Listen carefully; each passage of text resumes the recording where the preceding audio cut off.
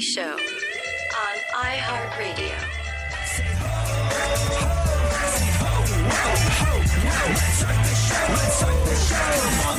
Come on, let's go. Say ho, say ho, whoa, ho, whoa. Let's start the show. Let's start the show. Let's start the show. Let's start the show.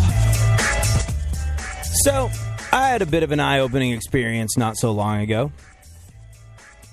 I was in this band when I was a kid. Oh, excuse me. I was in this band as a kid. In fact, well, let's go back a little bit further for a deeper understanding of me and my musical abilities. Yeah. Not to pound my own chest too heavily or anything like that, but just to make a bit of a point. Like, I started playing drums when I was like 4 years old. And I started playing professionally, I don't know, as soon as I was allowed out of the house. And some people threw the word prodigy around with regard to my ability to play the drums, like child prodigy. This guy plays like an adult when he's a kid. And I don't think I was a prodigy, but I definitely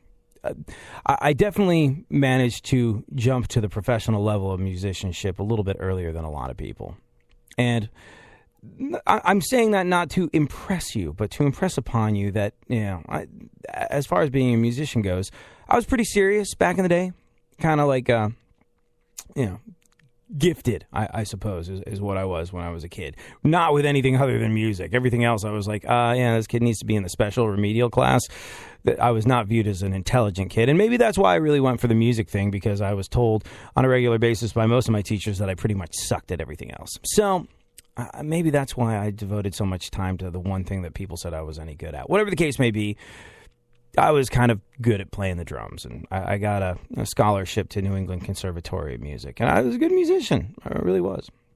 And then I got a record deal while I was still a teenager. You know, like before I really even finished high school, I was signed to a major record label, and that was cool, and toured the world, and it was great.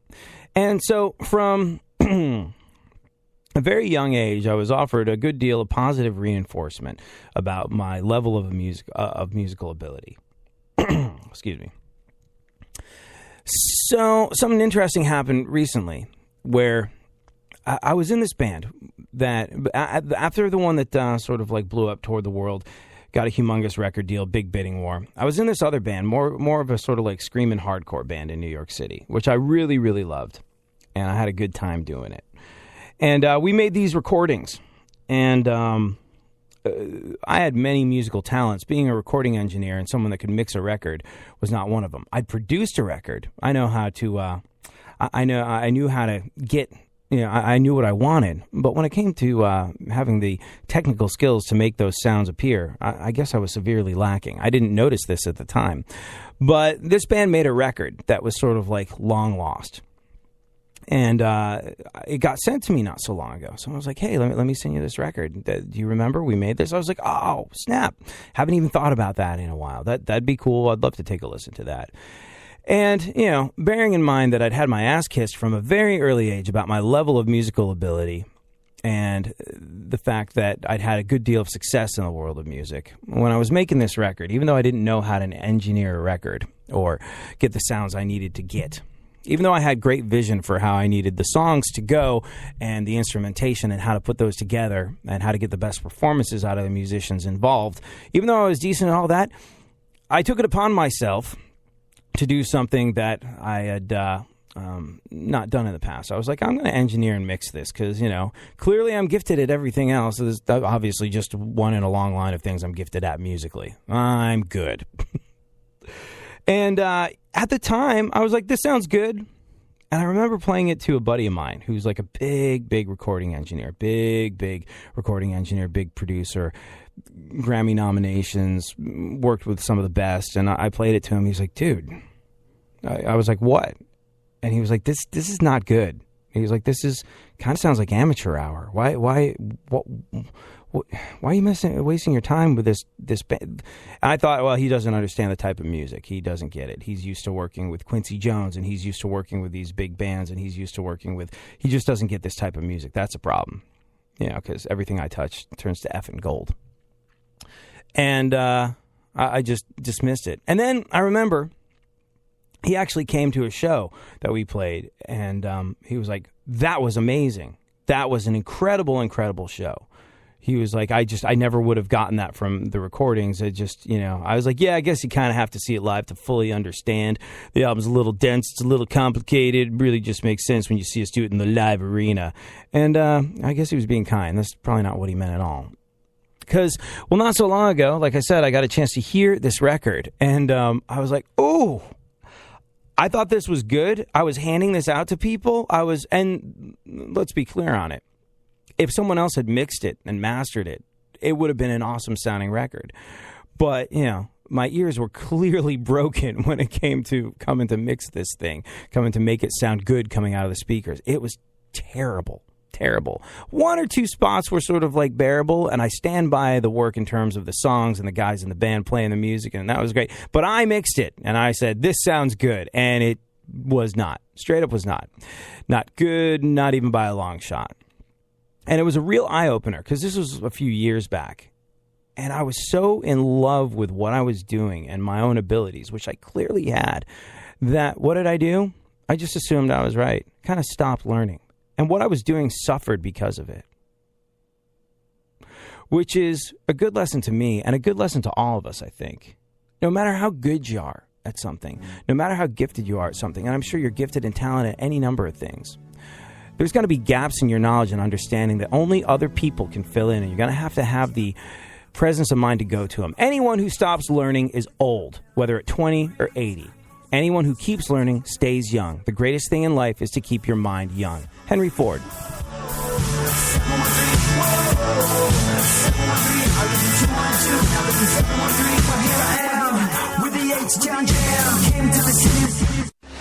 iHeartRadio puts the spotlight on Tom Petty. Despite tension between band members during the recording of 1985's Southern Accents, the album was another hit. The controversial video for Don't Come Around Here No More also won the first Best Video Award at the VMAs. Don't come around here no more.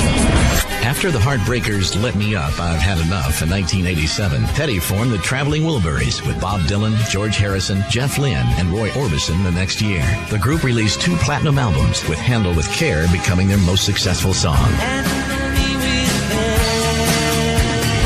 Petty released his first solo album, Full Moon Fever, in 1989. It was a multi-platinum smash, featuring the iconic hits I Won't Back Down, Running Down a Dream, and Free Fallin'. The Heartbreakers reformed in 1991 and released the hit Into the Great Wide Open. However, after Petty's 1994 solo album Wildflowers, Lynch left the Heartbreakers and was replaced by Steve Ferrone. The revised lineup was featured on the 1996 soundtrack album For She's the One and 1999's Echo. All things Tom Petty, info, music, and more are on iHeartRadio. Keyword Tom Petty. iHeartRadio goes one-on-one with Jimmy Page to discuss what the most important things to nurture and cherish really are. I was self-taught, but I did have to take on the role of reading music, or I would have got kicked. Well, I could have got kicked out of sessions on the very first one that I did if I'd have been had no discipline, and if because that's what they needed. They needed people to deliver. But how important all the academic side was, and how I understood how important that it was, but also the fact that if you have your own character in music and your own personality, and you're lucky enough to find that you can be able to write a few things, then that is so important to nourish and cherish as well. Keep listening to iHeartRadio for more Jimmy Page and all your favorite artists.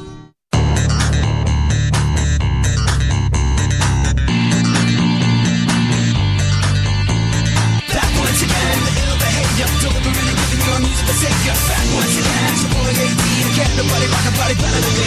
Back once again, the ill behavior, delivering and giving your music a savior. Back once again, it's your boy AD, and can't nobody rock a body better than me.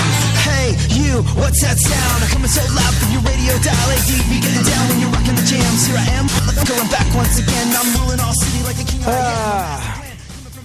So Marco Rubio. Oh, Marco Rubio.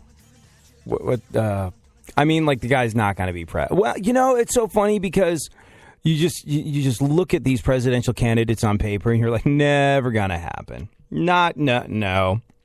And then all of a sudden, things change. Someone else has their reputation tarnished in some sort of scandal, and this guy who is like a dark horse is now a front runner. So who the hell knows? American politics is like American football. Any given Sunday, you don't know what's going to happen. So, I mean, my gut is to say Marco Rubio, a guy who is, quite frankly, too young to be president. And I think that would be one of the main things he's got going against him. A guy who's probably too young to be president is, I don't know why he does it, because it never does him any good. But I don't know. When I was a kid, when I was a suburbanite white kid growing up in a pseudo upper middle class neighborhood, in my vain attempts to be down, I got really, really into hip hop music. I would do graffiti and then drive away in my mom's Volvo, thinking I was like, one of the original B-boys.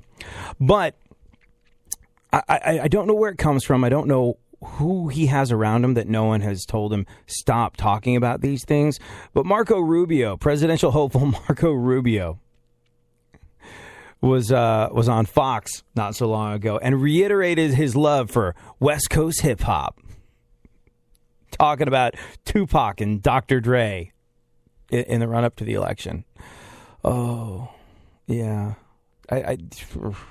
He clearly knows so little about this. He's clearly shooting his mouth off about things he doesn't understand. And I don't think the attempt to curry favor with the hip hop community, it's just so misguided and so awful and so funny that we're definitely going to talk about it later. Right now, though, let's get into the events of today in our segment, My Witness News. In no way, shape, or form fair, certainly not balanced. Funkhauser, A, how are you? And B, what's going on in the world? Actually, more importantly, how is Scruff Doggy Dog doing? Scruff Doggy Dog is doing good. He's eating soft food and stuff, and complaining that his teeth hurt. But all in all, he's taking the medications and everything. He's getting back to hunting. Good. So he can play with all them. I could say it. Play with all them bitches. Yeah, in the park and stuff. He had how many teeth removed? 10. And he's how old is he now? He's got to be 14. He was a rescue, and I got him in 04. Right. So it's been a minute. I think maybe 03. He's old. Yeah, he's getting up there. That's the disheartening thing about little dogs is like, and Scruffy's like small, like 12 pounds or something like that? 10, 12 pounds? 20. Yeah. So like smaller dogs, doesn't matter how attentively you brush their choppers, they're going to run into teeth problems later on in life. It's a thing, and I don't know why it's a thing, but it's like, man, it's so tough with dogs. It really is, because hey, can we turn the news bed down just a hair? Oh, sorry, wrong way. But like, you get big dogs, and like their lifespan is smaller than other dogs, and you think like I'd love to get a big dog, but it's so. Like I need more than 7 years or whatever the hell it is. Like I don't need no short-term friend. I ain't got no time for that. Yeah, it's like you get so emotionally connected to dogs that the idea of having a big one that's only going to last like 7 or so years, that's just, it's heartbreaking before you even get the dog. So you get a smaller dog that is going to last longer, but they come with their own sets of problems too. Like they almost always have enlarged hearts or some like it's really common to have sort of like heart disease in them, and then they jump off couches, which makes their knees really rickety in old age, and then their teeth get like no matter how much you brush a small dog's teeth, they have dental complications. It's always something, isn't it? It always is something. Yet dogs remain the greatest thing on the face of the planet. The closest thing to proof that I can come up with that there might be a God, a creator, because God there's spelled so much backwards. Exactly. Yeah. You remember I remember once there was this band. I don't think they went very far. They were called Dogma One, which was I am God spelled backwards. I was like, that's pretty clever. Man, they're just so awesome, such fantastic companions, and they know what you're feeling, and they care about what you're feeling, and they just want to. All a dog wants to be is your friend. Every day when I'm coming into the office on a Monday, I'm like, this is the week. This is the week I'm going to be more like my dog, and less like my grouchy self. I'm just going to be happy to see people and be a good friend, and it lasts for no time whatsoever. I don't know how dogs do it, quite frankly. I don't, but they've got the greatest attitudes in the world. They are the most successful